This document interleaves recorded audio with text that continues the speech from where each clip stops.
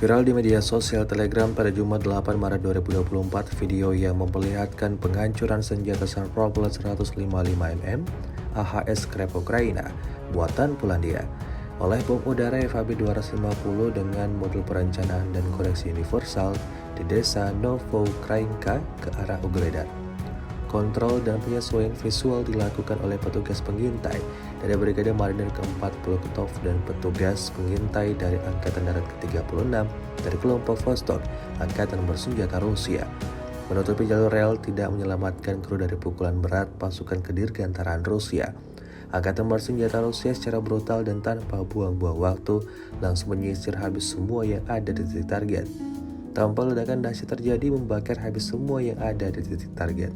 Insiden ini menambah daftar panjang kerugian yang didapatkan Angkatan Bersenjata Ukraina. Video ini viral dan menuai beragam komentar dari warganet.